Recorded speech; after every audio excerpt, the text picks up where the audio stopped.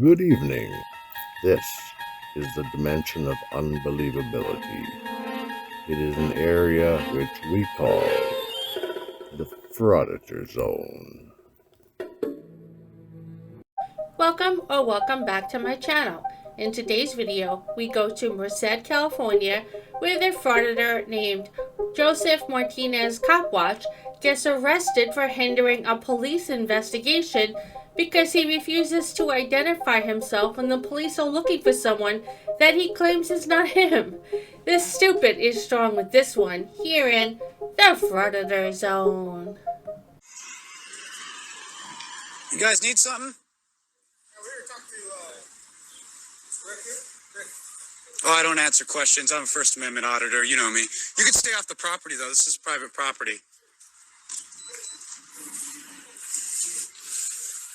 Let's get off the fence a little bit. Yeah, you guys know me. No, you can stay off the property, sir. This is private property. Name and badge number, please.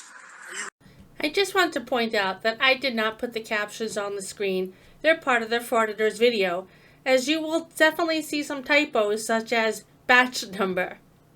Name and badge number, Mobley. No, my name is Joseph, and I'm not going to identify any further than that.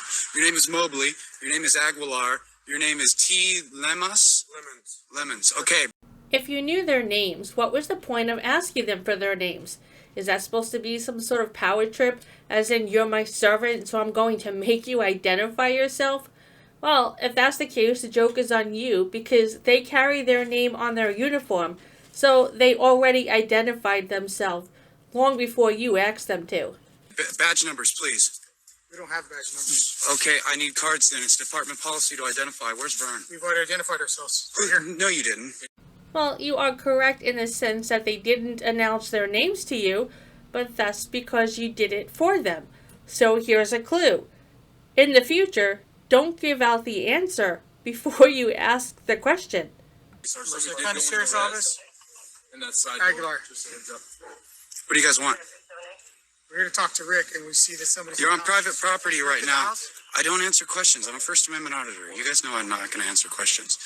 Okay? The only question I answered was my name to alleviate any belief that I might be the person you're looking for. Well, you sure showed that officer, didn't you?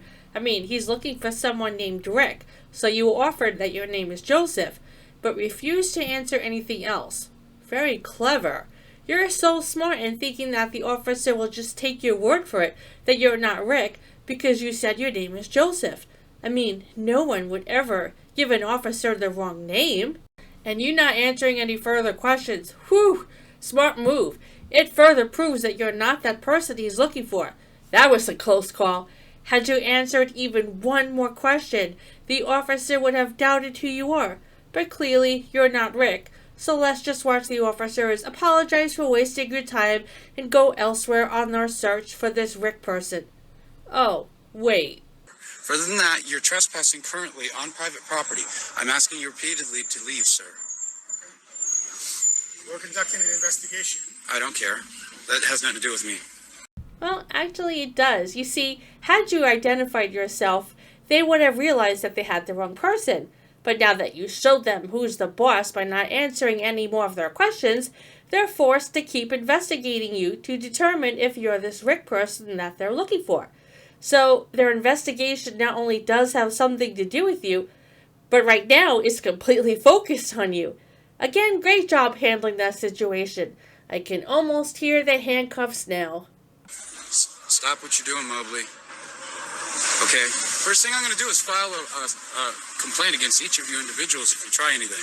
Next thing I'm going to do is prove that you weren't acting in the legal capacity as an officer, so you don't have a search warrant to be on this property. And that's going to allow me to remove your qualified immunity. The next thing I'm going to do after that is go after each and every one of your private assets. Again, great job. I'm very impressed. Not that you're actually going to do any of that, and not that you actually could do any of that. But I'm impressed that you can say it without laughing at your own stupidity. Very, very impressive. You're not going to violate me. We're not violating it. Well, you keep stepping in, and I keep telling you you're on private property, and I keep asking you to back up, okay? I'm not going to go after your departments. I'm going after your private assets when I remove your qualified immunity. While we're on the subject of private assets, You might want to be careful to not drop the soap when you're arrested so that you can protect your own private assets. You're not going to violate me. You know, you're actually right. What was I thinking? Frauditors don't use soap, so your private assets should be totally safe. All officers have qualified immunity. I'm a First Amendment auditor. That's in Colorado. SB2. That's in Colorado. That's in Colorado. Don't play silly duck games on me. That's Colorado. So who's in the house? Who's staring at us? I don't answer questions. You know that. I'm telling you to get off my private property. So right now, who's in the house? I don't answer questions. You know that. Identify we're investigating. It's irrelevant. I'm not involved with your investigation, and I have no duty whatsoever to serve you in your investigation. Wow, you're on a roll tonight. Once again, you are correct. You do not have to assist in their silly investigation. After all, they can't force you to. But they can arrest you, which they will. But at least you'll have right on your side, right? Who's asking me? I have no duty whatsoever to serve you in your investigation. No, I'm not. Yeah, you are. Hindering is a physical act. Well, before you were right for all the wrong reasons, but now you've gone and changed it up and decided to be wrong for all the right reasons. That doesn't really make sense, does it? Well, neither does what you just said, so we're even. No. Keep eyes on that window.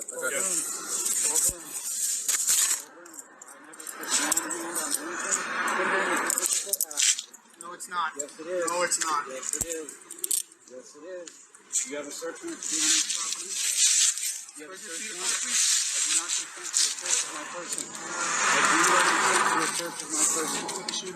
I do not consent to a search of my person. I do not consent to any searches of my person. I do not consent to any searches of my person. It's all burnout. You guys are being terrible and safe. Put him in the front. Yep.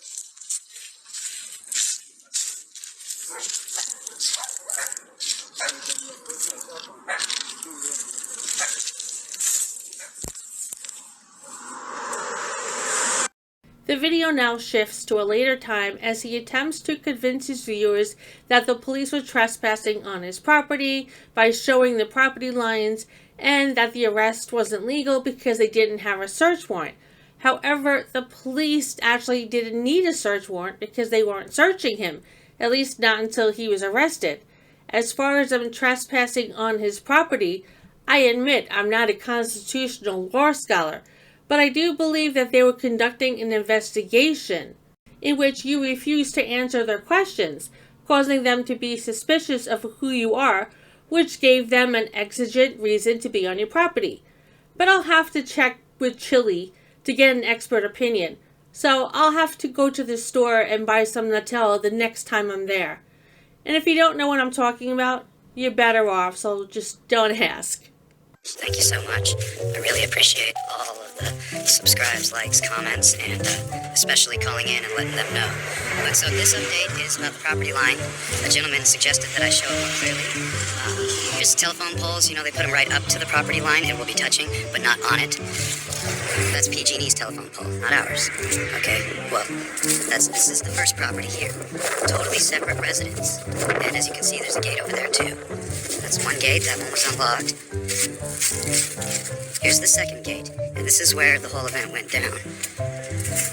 Okay, I was way over here. And that's quite a ways in.